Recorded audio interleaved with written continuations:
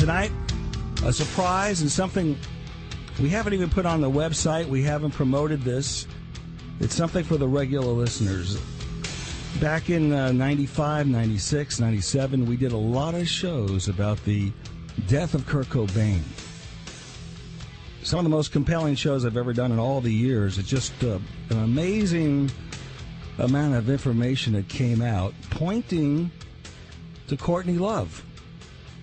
And I stopped doing the show, and I'll tell you why later on, but we stopped dealing with the subject by and large. And this week, news is starting to break.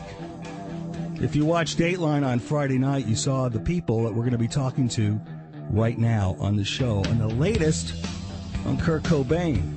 Tom Grant was the chief investigator. This is the guy who was there from day one when Courtney couldn't find Kurt. And he started to get suspicious. He started to notice things, asked tough questions, and she basically said, well, you know what? I'm going to fire you.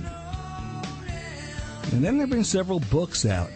And we're going to talk to the authors of a brand new book out called Love and Death, The Murder of Kurt Cobain.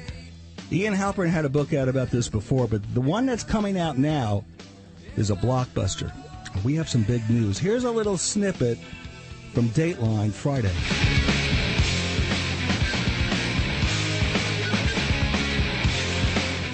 It ended and began with his death. 10 years ago, on April 8, 1994, the spokesman for an angst-ridden generation, rock singer Kurt Cobain, was found dead in his house in Seattle, an apparent suicide. Brilliant, fatalistic, lead singer of Nirvana, Cobain helped popularize grunge, underground rock music which his band brought into the mainstream. Journalists Max Wallace and Ian Halpern have written extensively about Kurt Cobain. To this day, Kurt's legacy definitely lives on. Tell me why it was that people connected so much with Kurt Cobain. Not what it was about his death. What was it about his life? There was something about Kurt that seemed to connect with that generation, that so-called Generation X. And he's reaching out really to the downtrodden of society or the average Joe on the street who wants to look up to his lyrics and his music and say, hey, this man's talking my language. We'll have more snippets from that Dateline a little bit later on. Interesting topic. Let's get right into it. This is news because tomorrow there's a major press conference. We're hearing from these people tonight. First of all, Tom Grant, welcome back to the show. It's been way too long, man. It sure has, but I got to start right off by saying you're one of my biggest heroes in this thing because you kept putting me back on when everybody else was afraid to, and you may remember from the very beginning I said it was going to be a long, slow process, and part of that process has been just educating the public, and you've been a very big part of that, so I appreciate it. Well, you're welcome. I was happy to do it, and I felt compelled to do it. The evidence was overwhelming. This was back, what, 95, 96 when we were doing these shows? Yeah, beginning of 95. Now, when I talked about this on the air, Tom, and we're going to introduce Max and Ian in just a second, I had a lot of pressure back then, indirectly from Courtney Love, not to deal with the subject. And everybody else. Right. And I didn't do anything. She didn't sue me. I didn't go over the line. However, I got a lot of pressure. So I consciously gave it up, but I kept an eye on it and said, someday we're going to revisit this. And it looks like this day has come. So what have you been doing since then? Obviously, you haven't given up. No, I've been pretty much getting on with my life. I moved to Central California, and I work for another company up there, and I do some PI work on the side, but my kids and grandkids all live up there, and I live right by the ocean, and I'm just having a ball. I've never been happier. Well, good. All right, let's go ahead and get Max on and also Tom. Now, Max and Ian. Ian Halpern's been on the show several times. He always writes compelling books. The new book he put together with Max Wallace is called Love and Death, The Murder of Kurt Cobain. Starting with you, Ian, what's different about this book? What new information do you have compared to the last book you put out, which was what, 97, 98?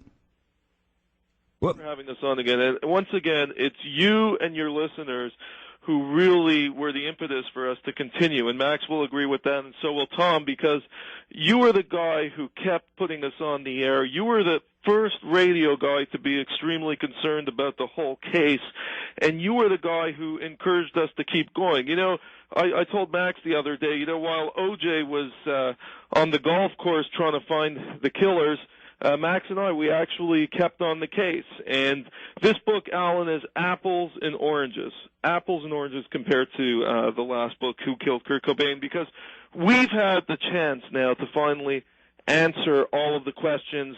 We have heard extensively. Tom Grant finally gave us access to his tapes, and they're all in the book. The transcripts of the tapes, these were not in the first book. That's right, yeah. And the tapes we heard were just mind-blowing. The stuff on the tapes, every Kurt Cobain fan out there is going to want to read this book and find out what really happened.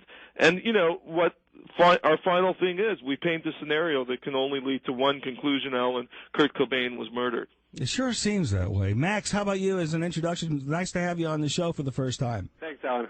And Max, what is your involvement? Have you kept an eye on this subject for a long time, as Ian did? Well, Ian and I wrote the first book together, Who Killed Kurt Cobain. Was a joint effort. We've never given it up. And, you know, at that time, we definitely saw that Tom Grant had credibility, but he never let us hear his tapes. And, you know, we kept pressing him. Finally, we came back to him and said, look, Tom, if this case is ever going to be reopened, which you say is your goal, you're going to have to let us hear those tapes. You know, that represents the best opportunity. He always said that he'd only play the tapes for the FBI or he'd play them in court when the case is reopened. Why was that, Tom? This is interesting. Well, as any police investigation, you know, when the press asks them questions about the evidence that they have, they say it's an ongoing investigation. We can't tell you everything we have. And that's always been part of this process, is to withhold information, to withhold investigative material until we can get the case reopened. And although I have revealed to Max and Ian a lot of these tapes, there's over 30 hours of conversations, we still have a whole lot more material. There's plenty left, but there was also a sufficient amount of material to do this book, which is just a blockbuster book. That's what I hear. Simon & Schuster's putting it right out there in front. And Simon & Schuster has the guts to do this, despite the threats from Courtney Love's lawyers. It says something right there. Exactly. Now, as Max was getting ready to tell us about these tapes, and Ian, why don't you tell the listeners what these tapes involve? Well, for me, from the beginning, almost from the very beginning, Tom Grant taped everything. He taped his conversations with Courtney, with her lawyers, with Kurt's friends, with the police, with the medical examiner. And as we listened to these tapes, we just couldn't believe how much we had missed or got wrong in the first book. It's just amazing how revealing these tapes are. Well, the key one here is, Allan, we've heard tape right now of Courtney's own entertainment attorney, Rosemary Carroll, okay, saying that she thought something wasn't kosher here, that she thought the suicide note was actually a forgery. We also heard tape, and this will be big news, that Kurt Cobain was definitely leaving Courtney Love. He wanted a divorce, and he booked 2 plane tickets out of Seattle for himself and a mystery woman who Courtney believed to be Kurt's new girlfriend. Now, Courtney was extremely and violently jealous of women who were interested in Kurt. But if there couldn't be any stronger motive here than the fact that Kurt wanted a divorce. They had a prenuptial agreement, as you know, and if the divorce had gone through, Courtney would have received virtually nothing. As it is, she inherits an estate worth tens of millions of dollars. Now, going back to those tapes, and also some of the things I think is very important to know, Tom, you talked to Courtney many times, and you were in her presence when you saw drugs and you saw syringe needles and all kinds of things. This is in the early days of the investigation. She was high when she would talk to you? Right. Yeah, she shot up once while we were talking on the phone, and a couple of days later when we were talking, she told me she didn't do heroin anymore, and I said, Courtney, you shot up while we were talking on the phone the other day.